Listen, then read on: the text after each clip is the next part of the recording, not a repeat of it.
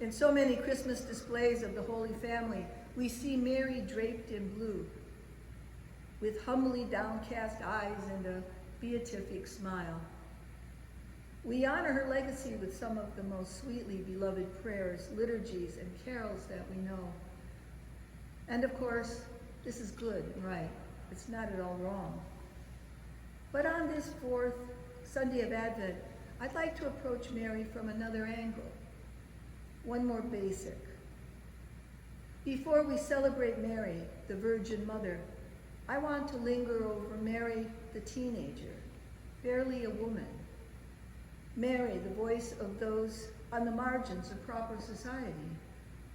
Mary, the singer of the Magnificat, a statement whose power and revolutionary quality we so often gloss over in favor of her niceness and humbleness, her meekness mild.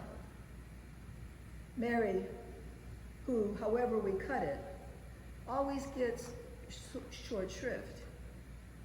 She has been painted with dogma and doctrine until she has been rendered unrecognizable as the 14 or 15-year-old girl who finds herself pregnant without an explanation that doesn't make her out to be crazy or shameful or both. The church and its male theologians have felt very free to put words in Mary's mouth, dress her up in heavenly blue perfection, and then hold her up as an icon of the Mother of God in sanitized perfection, until her basic womanly humanity has all but been erased. And along with that, her ability to reach ordinary people. When ordinary women of any age, with the common difficulties of day-to-day life with children and family, are told by the church to emulate that iconic Mary, it's a setup for failure.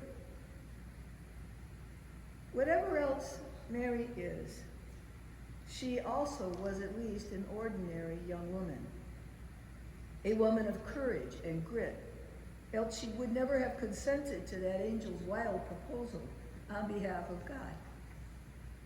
After the birth of Jesus, we don't hear much about Mary in the canonical texts.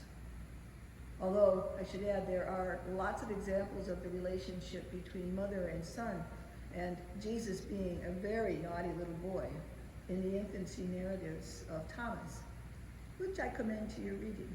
It's interesting and sometimes funny. Was her life with Jesus so different from that of other mothers and sons? I doubt it. Kids are difficult, and in my experience, especially sons who are very wonderful, are also very difficult. Look at the time that Jesus, the almost teenager, slipped his parents to stay behind in Jerusalem while they left town, unbeknownst that he'd given them the slip. The incident with the wine at the wedding in Cana, and the time that Mary and Jesus' brothers and sisters had to track him down and ask him to please come home from preaching and teaching. Consider the tragedy of her firstborn son's shameful death by crucifixion. Teenage boys do things without considering how it will affect their parents. And grown sons, in my experience, aren't all that different. In each of these cases, Jesus' response to his mother was way less than respectful. In one instance, he all but says, "Get off my back, woman." And in another, "No, I don't want to." A refrain I often hear from my grandsons. And, "Leave me alone. You're not my mother. These people who believe as I do are my mother and father and family."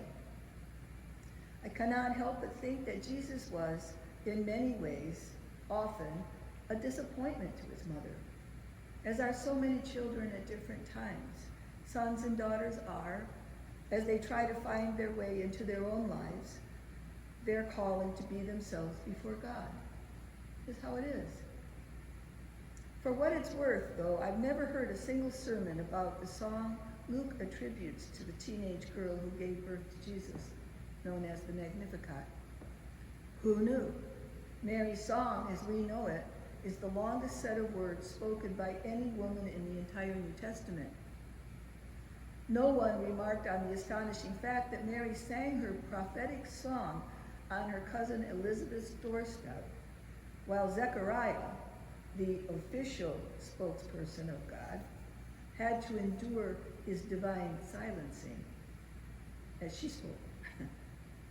I didn't learn that the song was soaked in Jewish women's history, echoing the words and stories of the prophets Miriam, Hannah, Judith, and Deborah until I got to divinity school. Let me share a little bit of it to remind you. My soul proclaims the greatness of the Lord. My spirit rejoices in God my Savior, for he has looked with favor on his humble servant. From this day all generations will call me blessed. The Almighty has done great things for me, and holy is his name. He has mercy on those who fear him in every generation. He has shown the strength of his arm. He has scattered the proud in their conceit. He has cast down the mighty from their thrones and has lifted up the humble. There's grit for you, and courage, radical courage and grit. So what I wonder this morning is, maybe in spite of those mother-son conflicts, Jesus took after his mother in important ways. Maybe there was conflict because, as often happens in some families, mother and son were just so much alike. Did you know that Mary's song, the Magnificat, had socioeconomic and political implications so subversive that its lyrics have been banned many times in modern history? When the British ruled India, for example, the Magnificat was prohibited from being sung in churches. It wasn't good for imperialism, apparently. During the dirty war in Argentina, after the mothers of the disappeared children postered the Capitol Plaza with the words of the Magnificat, the military junta banned all public displays of the song. Mary's version of hope, they decided, was just too dangerous a thing for public consumption. My soul magnifies the Lord, my spirit rejoices in God my Savior. Before the Magnificat points to anything else, it points us to joy. Specifically, it reminds us that the appropriate response to God's complicated presence in our lives is always joy, not fear, not guilt, not penance, not obligation. Joy, joy. Indeed, deep and irresistible joy is at the heart of the Nativity, the entire Christmas story, just as it is the underlying and irrepressible theme of her son Jesus' life, death, and resurrection. Mary finds the gaze of God not just bearable, but wonderful. He has looked with favor on his humble servant. There is no hint of diminishment in her song. Its words are busting at the seams with confidence born of being deeply loved and knowing it and accepting it. Mary doesn't simply tolerate God's eyes, she basks in them. She senses God's pleasure and returns it. Later, her son Jesus will rise up out of the Jordan River, hearing God's words ring in his own ears. There was a voice from the cloud that said, "This is my beloved. This is my beloved. Hear him." The church often describes Mary as docile and unassertive, but I want to suggest that there's something remarkably bold rather than docile and courageously open to the presence of God. So much so that she comes to bear God himself within her own self. Imagine the audacity of a young peasant girl, scandalously pregnant, peddling an angel story that nobody believes, living on the unremarkable outskirts of empire, to declare without shame or apology that she is favored by God. This is not the song of a spiritually timid human being.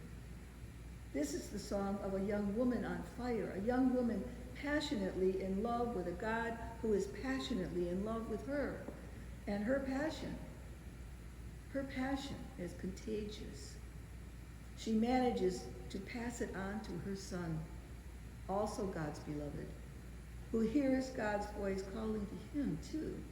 And he, having grown up with this all his life, throws open his own heart in answer, as his mother did before him.